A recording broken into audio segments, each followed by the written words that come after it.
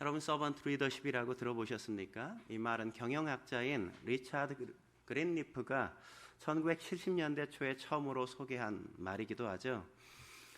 그린리프는 서번트 리더십이라는 책을 시작하면서 헤르만 헤세의 동방순례라는 책에 나오는 서번트인 레오라는 사람의 이야기로 함께 이 서번트 리더십에 대한 개념을 설명하고 있죠. 레오라는 순례자가 순례자의 무리 가운데 허드렛 일을 다 감당하는 거예요. 늘 그가 설거지도 하고 늘 심부름도 하고 어려운 일들은 늘 찾아가면서 이 레오가 다 도와주는 거죠. 지친 순례자들이 있으면 밤에 그냥 악기를 가져가서 축제처럼 함께 노래를 불러주어서 사람들의 마음에 평안도 얻게 만들어 주었어요.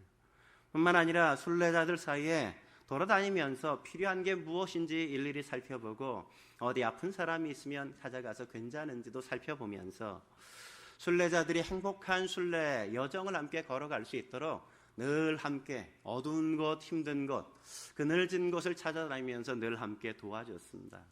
그래서 순례를 함께하는 사람들은 늘 행복하게 함께 지냈죠. 근데 어느 날 레오가 그 순례의 무리 가운데서 사라진 겁니다. 사람들은 충격이었습니다. 왜 그 사람이 어디 갔는지, 무엇 때문에 사라졌는지 잘 알지 못했어요. 그럼에도 불구하고 순례의 길을 포기할 수 없으니까 순례 행진을 계속했습니다. 근데 레오가 빠진 그 순례의 길에는 다툼이 있고 갈등이 있고 여기저기 불편한 이야기들이 자꾸만 나오고 그래서 싸움이 자꾸만 벌어지는 거죠.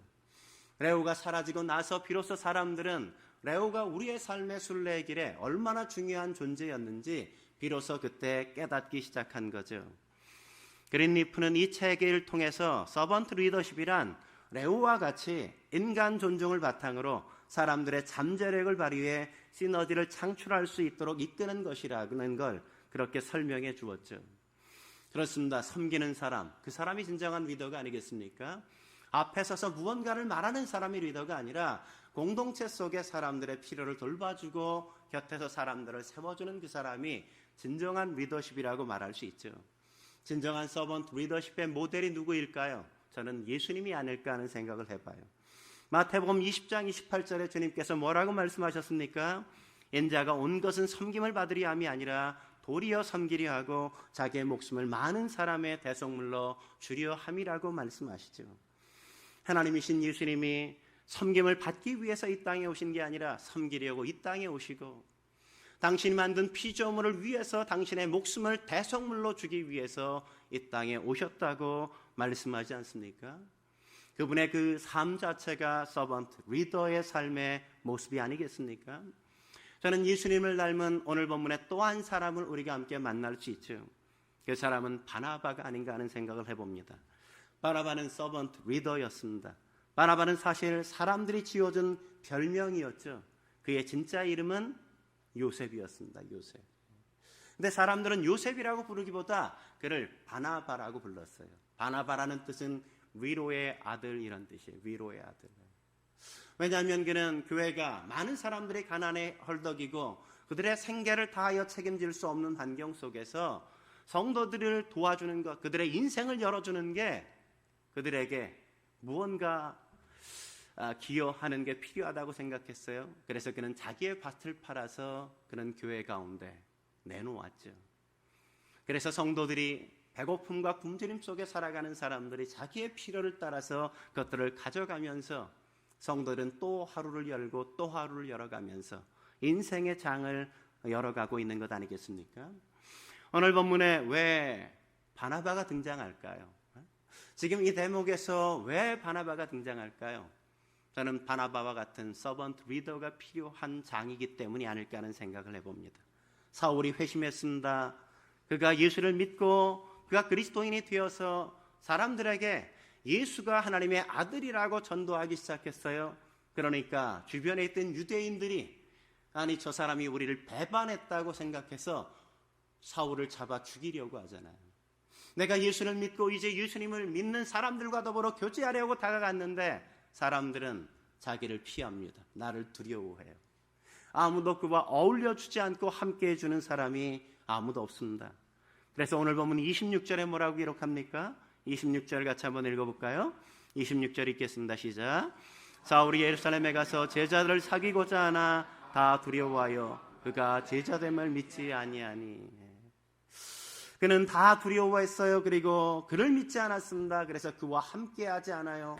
그는 홀로 그렇게 외롭게 삶을 살아야 됐단 말이죠.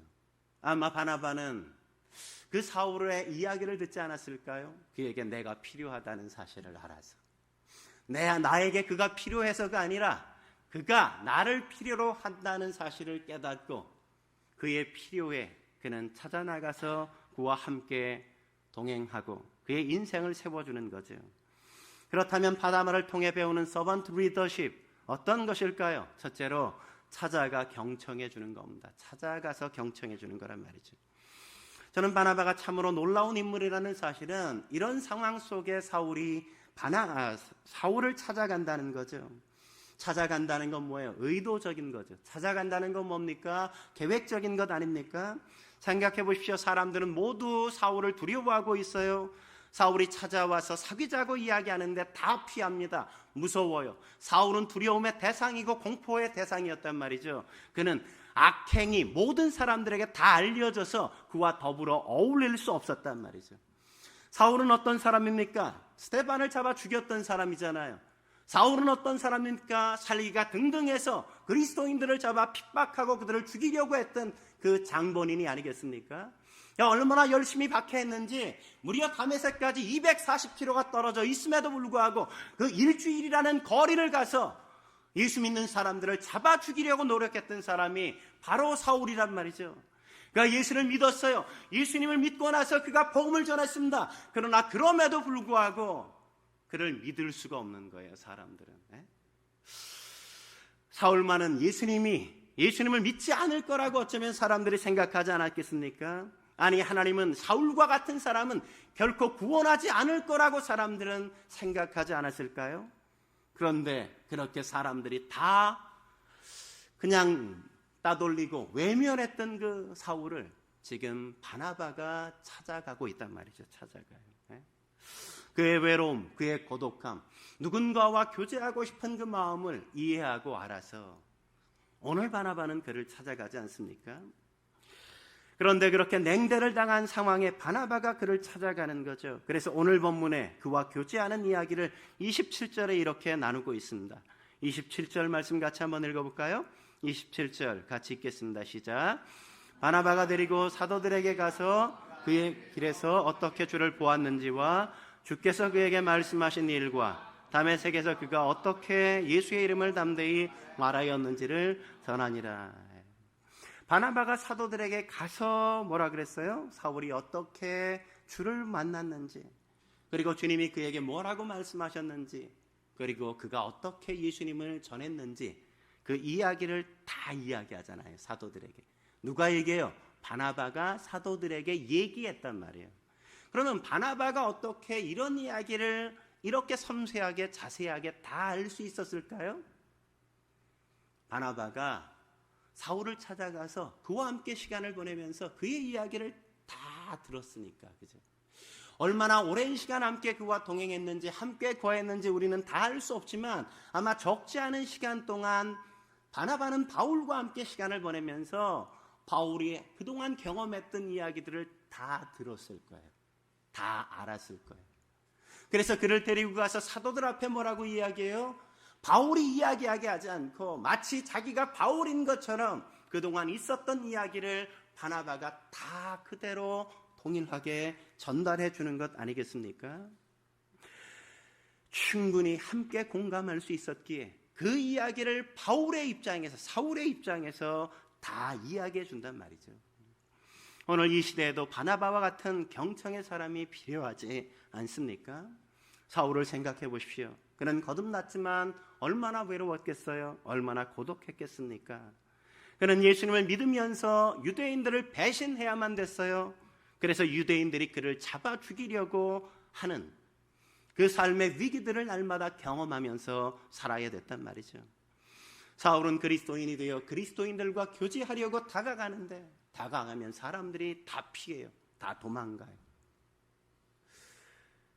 아무도 나와 함께 만나주고 나와 이야기하려고 들지 않는단 말이죠. 그는 유대인에게서도 그리스도인에게도 환영받지 못하는 그런 신세로 전락해버린 겁니다. 그런데 그런 삶의 외로움과 고독 속에 바나바가 찾아왔단 말이죠. 그리고 그가 말을 걸어줘요. 사울의 얘기를 다 들어줍니다. 그리고 공감해줘요. 얼마나 고마웠을까요? 사랑하는 성도 여러분, 세상에 사울처럼 아픔이 없는 사람이 어디에 있겠어요? 누구나 자신만의 아픔이 있고 상처가 있는 것 아닙니까? 숨기고 괜찮은 것처럼 다 살아가고 있지만, 그러나 이 겉껍데기를 한꺼풀 훅 벗어내면 그 삶 속엔 아픔이 있고 상처가 다 있단 말이죠. 제가 가끔 아내에게 어깨가 참 뻐근하다고 그러면 아내가 와가지고 어깨를 이렇게 가끔 주무르는데, 막 주무르면 어느 군데를 이렇게 누르면 그냥 몸이 자지러지게 아파요. 막 아내가 힘도 안 줬는데 왜 그러냐고 해요. 힘도 안 줬는데 막 몸이 너무 아파서 자지러진단 말이죠. 그 아픈 부위를 뭐라고 이야기합니까? 앞통점이라고 그러죠. 앞통점이라고 해. 대기만 해도 아파요. 그냥 힘을 주지도 않았는데 그냥 너무너무 아프다고요. 아픈 부위를 누르면. 해. 사람마다 아픈 곳이 다 있단 말이죠. 근육만 아픈 게 아니라 우리의 마음이 아픈 것 아닙니까? 건드리면 아파가지고 그냥 막 이렇게 신음소리가 그냥 나는 아픈 부위가 있단 말이죠. 공부를 하고 싶었는데 공부를 못한 분은 학교 이야기만 나오면, 학령 이야기만 나오면 그냥 겉으로는 표현할 수 없지만 가슴속에 그게 그냥 아프단 말이죠. 부모님의 사랑을 받고 살았으면 괜찮았는데 부모님의 사랑을 제대로 받지 못하고 자란 사람들, 부모님에게 상처를 받은 사람들은 부모님 이야기만 하면 소리가 나죠. 소리가 나요. 부유하게 살았는데 어느 날 가세가 기울고 또 힘겨운 삶의 여건 속에 살아가는 사람들은 집안 얘기만 하면, 가정 경제적인 이야기만 하면 소리가 난단 말이죠. 소리가. 누구나 다 각기 다른 아픔을 갖고 살아가고 있지 않습니까? 고통스럽지 않은 사람이 어디 있어요? 부부간에 갈등이 있는 사람은 행복한 부부의 이야기만 나오면 가슴에 소리가 나오잖아요. 과거에 잘 살았는데 왜 이렇게 못 살고 있는지 지금의 현실이 고통스럽고 아프단 말이죠.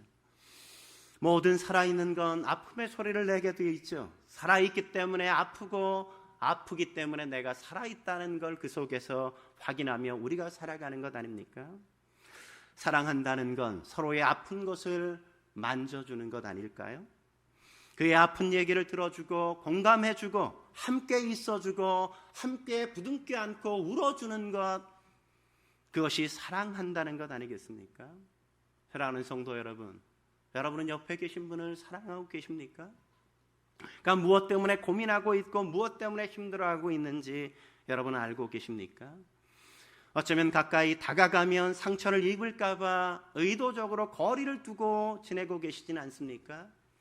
가까이 다가가면 괜히 그 사람의 이야기가 내 삶에 부담이 될까 봐 의도적으로 깊은 교제를 포기하며 멀찍이 거리를 유지하고 그냥 살고 계시지는 않습니까?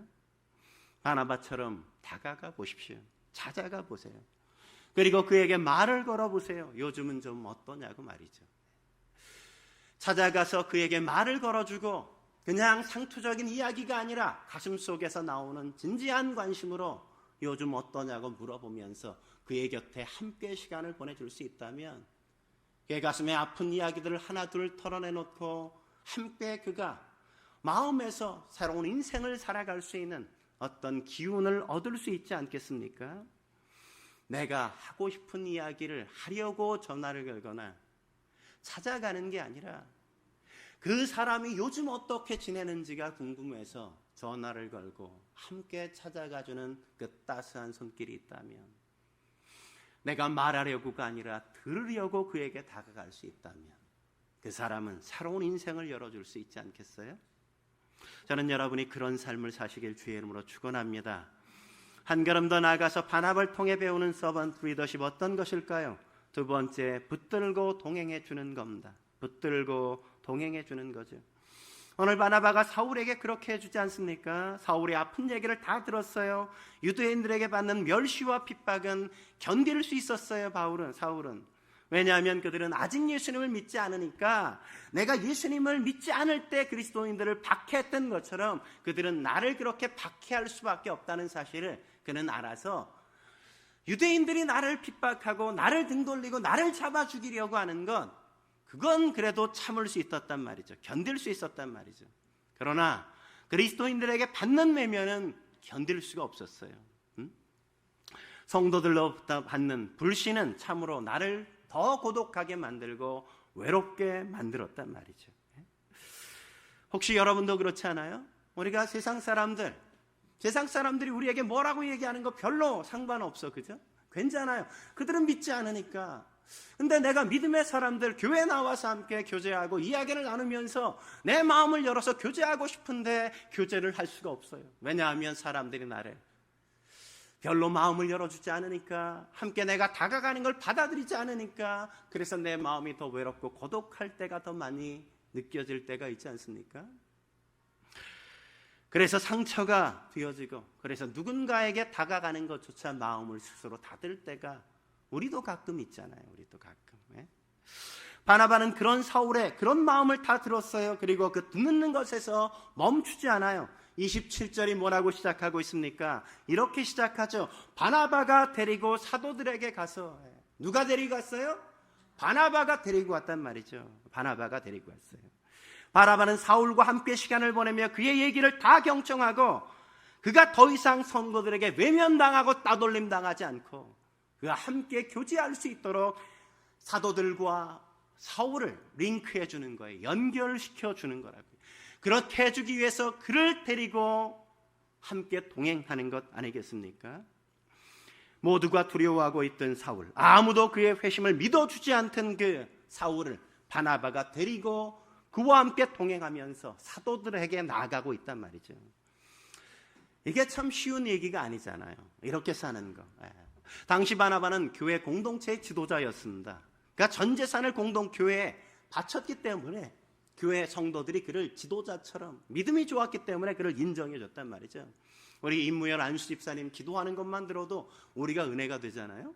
그냥 다 기도하니까 아유 장로님 같다 그런 느낌이 팍 오면서 기도 속에 인생의 무게와 신앙의 연륜이 빡 느껴지면서 아마 바나바가 그러지 않았을까 하는 생각이 들어요. 그런 어떤 신앙의 연륜, 그의 믿음의 삶을 보고 그의 헌신을 보면서 참 믿음의 사람이다. 이분이 지도자가 되었으면 좋겠다. 그래서 바나바를 교회의 지도자로 삼았단 말이죠.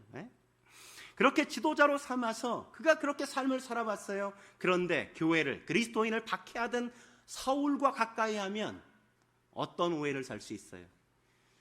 제가 왜 그러나? 저분이 왜 그러지? 변심했나? 저분이 혹시 유대교로 다시 개종해 간 거 아닐까? 그런 오해를 살 수 있는 여지가 충분히 있잖아요. 충분히. 그런 사실을 알면서도 그는 그에게 간단 말이죠. 서로 이렇게 할 수는 있겠죠. 그냥 시간을 내서 사람들이 오해하지 않는 정도 시간을 날 때 가끔 찾아가서 바울과 교제해 주는 건 괜찮잖아요. 그런데 그를 공적으로 데리고 공식적인 지도자들과 함께 만나게 만들어주는 것, 그것은 결코 쉬운 게 아니란 말이죠. 공동체가 전부 사울과 나를 동등하게 여길 수 있고, 공동체가 사울을 두려워서 피하고 외면하는 것처럼 나도 피하고 외면할 수 있는 그 위험한 모험을 시작해 가는 거란 말이죠. 바나바는 그런 사실을 알면서도 사울을 데리고 사도들에게 함께 지금 찾아가고 있단 말이죠. 제가 이런 바나바를 묵상하면서 이런 어려운 환경 속에서 그를 데리고 동행하는 걸 보면서 우리 성도들이 함께 생각이 났어요. 제가 개척하고서 많은 목사님들을 만나면 목사님들이 다 하는 말이 힘들다, 어렵다, 안 된다 뭐 이런 얘기들을 늘 하세요. 개척교회는 힘들다, 어렵다, 안 된다, 늘 그런 얘기들을 하세요. 지난달에 우리 목사님들 한 6분 같이 개척교회 목사님들 함께 만나기 위해서 저 안산 쪽에 갔는데, 안산 쪽에 교회를 개척한 목사님께서 한 2년 정도 됐거든요. 2년도 안 됐는데 그 주변에 개척교회가 2년 동안 무려 7개 교회가 지금 문을 닫았다고, 사라졌다고 그래요. 개척교회 정말 안 된다고 말만 하는 게 아니라 정말 하기 쉽지 않죠. 생존 자체가 참 쉽지 않은 게 개척이죠. 왜 개척교회가 그렇게 어렵습니까? 왜 안 될까요? 불편한 게 싫잖아요. 성도들이. 불편한 게 싫잖아요. 편안한 그냥 예배장, 편안한 삶의 자리, 그냥 가서 예배만 딱 드리고 편안하게 그냥 돌아올 수 있으면 그런 예배 드릴 수 있는 교회를 사람들 찾아가지 않습니까? 성도들 뭘 원해요? 부담스러운 거 싫잖아요. 부담스러운 거. 작은 교회를 가면 헌금에 대한 부담감을 느끼잖아요. 그죠? 작은 교회를 가면 봉사에 대한 부담감을 느껴야 되지 않습니까? 느끼잖아요. 괜히 내가 커 보이고 내가 뭔가를 하지 않으면 안 될 것 같다는 어떤 부담감 때문에 작은 교회, 개척교회로 온다는 건 사람들에게 너무너무 부담스러운 일이죠. 편안하고 부담스럽지 않게 예배 생활하고 교회 생활하는 거, 그게 많은 사람들이 바라보는 어떤 오늘날 그리스도인의 삶의 모습 아닙니까? 그래서 대형마트처럼 오늘날 교회도 대형화되어지는 이유는 이 시대의 그리스도인들 역시도 그렇게 편안함과 부담스럽지 않은 교회를 찾아다니기 때문이겠죠. 그런데 여러분, 어떻게 그런 대형 교회를 다 뒤로 하고 여러분들은 여기에 오셨습니까? 개척교회 왜 찾아오셨어요? 저는 여러분들이 저와 함께 개척하겠다고 한 것, 개척을 하고 나서 한 분 한 분 이렇게 이 교회를 찾아온 게 기적처럼 느껴져요. 기적처럼 느껴져요. 개척교회 성도가 되겠다는 건 불편함을 감수하겠다는 거죠.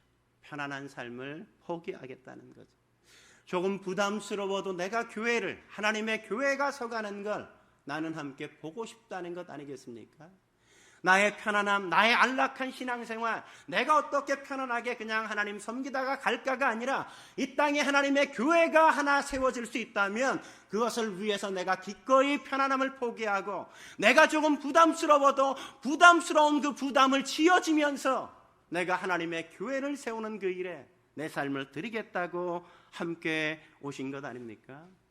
많은 자리가 비었으니까 내가 전도해야 된다는 부담을 가지고 내가 이웃들에게 다가가겠다는 마음을 갖지 않으면 어떻게 개척교회에 와서 함께 예배를 드리고 함께 삶을 살아갈 수 있겠습니까?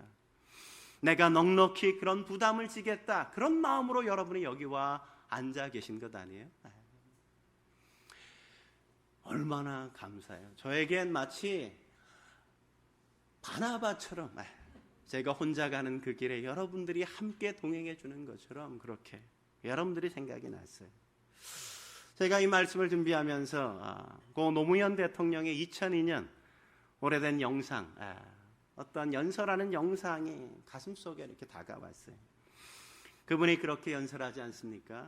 사람들이 감이 되겠나, 노무현이 감이 되겠나 말할 때 저도 됩니다 말하기에 망설임이 있었습니다. 그러나 오늘부터 저는 망설이지 않겠습니다. 감이 되겠나 물으면 감이 된다 당당하게 말하겠습니다. 그 사람을 알기 위해서, 그 사람을 제대로 알기 위해서는 그 친구를 보라고 했습니다. 여러분, 말을 더듬더듬 유창하지 않게 원고를 보면서 읽습니다만 저는 제게 아주 존경하는, 저보다 나이가 적은 아주 믿음직한 친구 문재인이 제 친구를 둔 것을 정말 자랑스럽게 생각합니다. 나는 대통령감이 됩니다. 나는 문재인이를 친구로 두고 있습니다. 제일 좋은 친구를 둔 그 사람이 제일 좋은 대통령감이 아닙니까? 이렇게 연설하는. 전 참 마음에 와닿더라고요. 내가 대통령감이 되는가? 제일 좋은 친구를 두었으니까. 나를 찾아와 나와 함께 동행해주는 그 친구가 있으니까 나는 감이 된다, 이렇게 말하는 그 당당함이 참 멋지게 느껴지더라고요. 저는 이 연설을 생각하면서 그런 생각이 들었어요. 박정수, 너는 목사감이 되냐? 이럴 때 목사감이 됩니다. 왜냐하면 우리 희선이 같은 성도도 함께 있고 우리 효진이 같은 성도도 저와 함께 있기 때문입니다. 우리 이해복 집사님과 같은 분이 제 곁에서 함께 신앙생활을 해가고 우리 주희 형제와 같은 사람이 나와 함께 성도로 교회를 세워가고 있기 때문입니다. 내가 그렇게 말하고 싶어하는 거대한 욕망, 그래서 나는 목사감이 됩니다라고 말할 수 있다면 그러면 우리 교회는 건강한 교회요. 또 우리 교회를 통해서 또한 하나님은 기뻐하시지 않을까. 저는 여러분이 함께 있어서 얼마나 감사한지 몰라요. 여러분이 함께 동행해줘서 얼마나 감사한지 몰라요. 우리 이번 주에 우리 지영이가 저한테 벼랑간에 전화해서 울먹이면서 그래요. 목사님, 제가 속썩이지 않겠습니다. 이런 얘기를. 왜 그러냐 그랬더니 처음 신앙생활하는 교회 목사님이 돌아가셨대요. 네, 돌아가셨대요. 그 소식이 와서 이제 효진이랑 함께 용선 형제랑 같이 가는데 목사님이 이제 60이 간 넘으셨나 그 정도밖에 안 되셨는데 일찍 돌아가신 거죠. 그 돌아가신 모습을 보면서 지영자매가 목사님 속색이지 않을게요. 잘할게요. 뭐 이런 얘기를 죄송해요 그러는데 저는 그게 죄송하다는 생각이 안 들었어요. 너무 고마웠어요. 얼마나 함께 있어준다는 게 얼마나 감사한지. 성일이 형제가 함께 개척하겠다고 나서지 않았다면, 우리 효진 자매네 용선 형제 우리 세 가정이 저랑 개척하자고 할 때 동의해주지 않았다면 우리 교회 개척도 할 수 없었고, 개척을 했지만 함께 예배자로 우리 박명자 집사님, 우리 이해복 집사님이 찾아와 주지 않았다면 어쩌면 저희는 개척교회 든든하게 함께 세워갈 수 없겠죠. 우리 영주 형제가 저렇게 함께 섬겨주지 않는다면 우리가 어떻게 건강하게 예배 드릴 수 있겠습니까? 이들이 어려운 길이지만 찾아와서 나와 나를 붙잡고 나와 동행해 주기 때문에 저는 오늘도 엎드려 기도할 수 있고 새벽마다 여러분의 이름을 부르면서 기도하지 않을 수가 없단 말이죠. 그게 저는 오늘 바나바를 묵상하면서 너무너무 감사했어요. 너무너무 감사했어요. 마지막 한 걸음 더 나가서 바나바를 통해 배우는 서번트 리더십 어떤 것일까요? 세 번째, 관계를 연결해 주는 것이죠. 관계를 연결해 주는 것. 네. 저는 오늘 본문 가운데 우리가 주목해야 하는 구절이 저는 26절이라고 생각해요. 26절 같이 한번 읽어볼까요? 26절 같이 한번 26절 읽겠습니다. 시작. 사울이 예루살렘에 가서 제자들을 사귀고자 하나 다 두려워하여 그가 제자됨을 믿지 아니하니. 여러분이 사울이라면 어떻게 하겠어요? 여러분이 회심했습니다. 구원받았습니다. 여러분이 이전에 그리스도인들을 박해했어요. 여러분이 구원받았어요. 그러면 여러분은 어떻게 하시겠어요? 여러분 그리스도인을 찾아가겠어요? 안 찾아가겠어요? 네? 사실 내가 거듭났다고 내가 박해하든 내가 잡아 죽였든 그의 가족들을 잡아 죽이고 옥에 가뒀던 그 사람들을 찾아가는 게 쉽겠습니까? 쉽지 않죠. 쉽지 않아요. 근데 오늘 사울은 어떻게 하고 있어요? 그러니까 거듭나고 나서 어떻게 해요? 그들은 예수님의 제자들을, 성도들을 찾아가서 사귀고자 노력하고 있잖아요. 사귀고자. 네? 내가 이전에 어떤 삶을 살았냐보다 지금 내가 어떤 존재가 되었느냐가 사울에겐 더 크게 느껴졌단 말이죠. 내가 박해한 것, 내가 잘못한 것, 그들에게 용서를 구하고 그들과 더불어 함께 가족으로 살아가야 된다는 게 훨씬 더 크게 그의 삶에는 느껴지고 있는 것 아니겠습니까? 그렇지 않았다면 어떻게 찾아가겠어요? 그걸 깊이 가슴으로 느끼니까 그럼에도 불구하고 찾아가는 거죠. 저는 이게 바로 바울이 회심한 진정한 증거 가운데 하나라고 생각해요. 우리가 오늘 오전에 공부했지만 요한일서 5장 1절에 뭐라고 말합니까? 5장 1절 같이 한번 읽어볼까요? 같이 읽겠습니다. 시작. 예수께서 그리스도이심을 믿는 자마다 하나님께로부터 난 자니 또한 낳으신 이를 사랑하는 자마다 그에게서 난 자를 사랑하느니라. 그러니까 우리가 거듭남의 증거가 뭐라고요? 낳으신 이를, 하나님을 사랑한다. 예? 거듭남의 증거는 뭐라고요? 하나님을 사랑하는 거예요. 여러분 하나님을 사랑하세요? 네? 또 하나 뭐예요?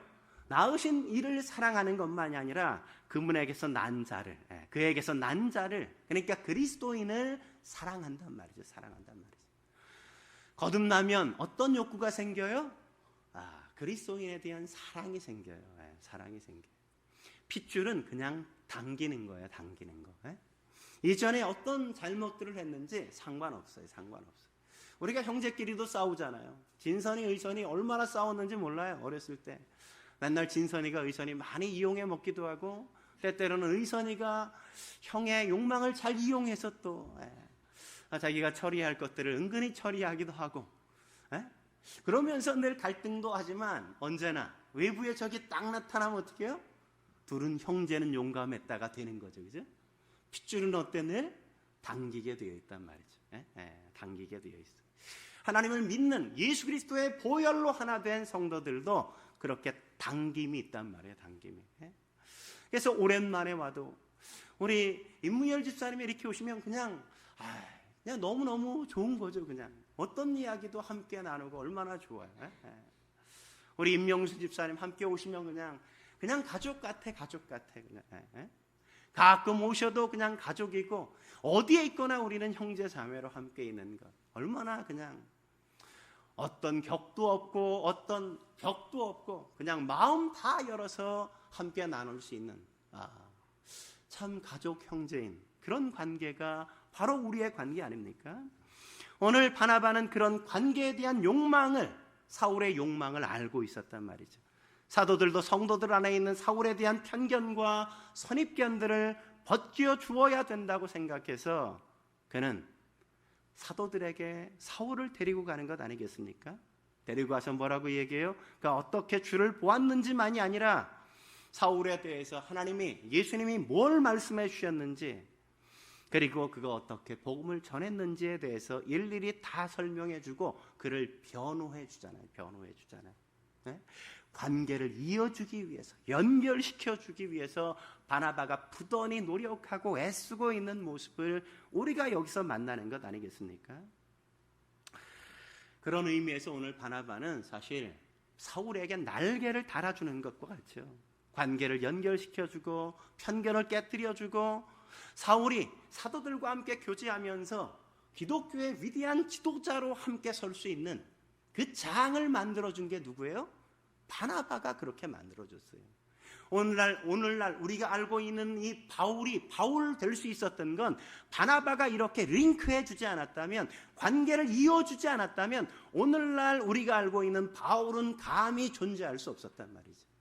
신약 성경의 13권을 기록할 수 있었던 것, 이방인의 사도가 될 수 있었던 것, 그 많은 동역자들을 얻을 수 있었던 것, 그것은 바나바가 오늘 사울과 함께 연결시켜주고 그가 받았던 오해, 그에 대한 어떤 경계, 이 모든 것들을 무너뜨려 주었던 바나바가 있었기 때문에 오늘날 바울이 있게 되었단 말이죠. 그래서 사울은 외톨이가 더 이상 아니었던 겁니다. 그는 사도들과 더불어 교제하지 않습니까? 28절에 뭐라고 이야기합니까? 28절 읽어볼까요? 시작. 사울이 제자들과 함께 있어 예루살렘에 출입하며, 그죠? 그러니까 사도들과 함께 있어요. 자유롭게 이제 사도들과 교제하고 성도들과 함께 교제해요. 그러면서 그가 어떻게 합니까? 29절에 보니까 그가 이 주 예수의 이름을 담대히 전하기 시작하고, 그는 지도자다운 면모를 드러내기 시작하는 것 아니겠어요? 바나바가 이렇게 연결시켜주지 않았다면 그런 인생은 불가능했단 말이죠. 쉰들러 리스트라는 영화 보셨습니까? 굉장히 긴 영화죠. 1939년 독일 나치에 의해서 점령당한 폴란드의 크라코우라는 지역을 배경으로 이 영화가 만들어졌죠. 사실 오스카 쉰들러는 탁월한 기회주의자 아니었습니까? 그러니까 전쟁을 틈타서 독일의 장교들과 친근해지기 위해서 굉장히 많은 뇌물을 쓰죠. 뇌물을 써서 독일 장교들과 친밀해지기 시작하고, 폴란드에 있는 유대인들이 경영했던 그 공장들이 유대인들이 더 이상 경영할 수 없게 되어지자 유대인들에게서 그 회사를 자기에게 경영할 수 있도록 그 회사를 인수하게 되어져요. 그 회사에 있었던 유대인 회계사가 스턴이라는 사람이 있었는데, 쉰들러가 스턴과 시간을 보내면서 이 쉰들러가 굉장히 부자가 되어서 고향 땅으로 돌아갈 것도 생각해 보지만 유대인들이 얼마나 고난을 받고 박해 가운데 살아가는지에 대해서 쉰들러에게 이야기해 준단 말이죠. 그러면서 쉰들러의 마음이 흔들리기 시작하고, 고통받고 박해받고 가스실로 보내지는 유대인들을 내가 구해야 되겠다. 그래서 쉰들러 리스트를 만들기 시작하죠. 무려 1000명이나 되는 리스트를 만들었어요. 1000여 명을 구해줬단 말이죠. 근데 나중에 독일이 전쟁에 패하게 되어지지 않습니까? 러시아가 쳐들어오기 시작하게 되어지고 더 이상 독일 편에 있었던 쉰들러가 그 땅에 머무를 수 없게 되어 이제 다른 곳으로 떠나가면서 그를 통해서 구원받은 사람들이, 생명을 구해진 사람들이 스턴과 함께 그를 배웅하게 되어지죠. 그에게 반지 하나에, 유대인 격언을 담은 반지 하나를 선물로 주는데 그 선물 가운데 뭐라고 써 있습니까? 거기에 이렇게 써 있죠. 한 사람을 구한 것은 세상을 구한 것이다. 한 사람을 구한 것은 세상을 구한 것이다. 그 반지를 보면서 쉰들러가 그렇게 울지 않습니까? 가슴을 치잖아요.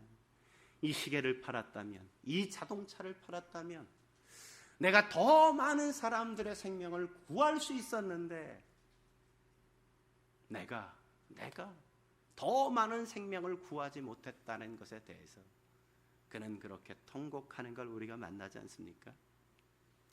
한 사람을 구한 건 세상을 구한 거란 말이죠. 바나바가 사울을 구했기에 소아시아가 복음화될 수 있었어요. 유럽이 복음화될 수 있었습니다. 우리에게 복음이 들어올 수 있게 되었단 말이죠. 바나바가 사울을 도와주지 않았다면, 그의 인생을 새롭게 살 수 있도록 만들어주지 않았다면 오늘날 기독교는 존재할 수 없었단 말이죠. 한 사람을 구한 게 세상을 구하는 겁니다. 우리의 마음속에 한 사람에 대한 그런 욕망이 있었으면 좋겠습니다. 잃어버린 한 사람, 우리가 세워야 될 그 어떤 한 사람, 쓰러져 있고 낙심해 있고 아직 여린 그 한 사람에 대해서 우리가 그들을 가슴에 품고 그 영혼을 세워갈 수 있다면, 그 사람을 세워갈 수 있다면 그 사람을 통해서 하나님이 어떤 역사를 만드실지 우리는 다 알 수 없는 거예요. 역사를 만드시는 분은 하나님이시죠. 그러나 우리의 작은 몸짓과 우리의 작은 섬김을 통해서 하나님은 일하실 수 있다는 사실을 결코 잊지 마십시오. 저는 그런 부분에서 우리 임명순 집사님이 감사한지 몰라요.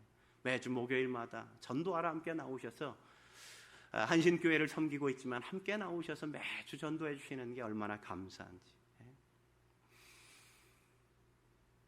우리가 함께 한 영혼을 가슴에 품고 한 영혼 한 견을 세울 수 있다면 그 한 사람, 우리가 세운 그 한 사람을 통해서 하나님은 하나님의 거룩한 역사를 이어갈 것입니다. 우리가 섬기는 그 한 사람이 바울이 되지 말라는 법이 어디 있어요? 그런 기대와 소망을 여러분이 품을 수 있길 주의 이름으로 축원합니다. 함께 기도하시겠습니다.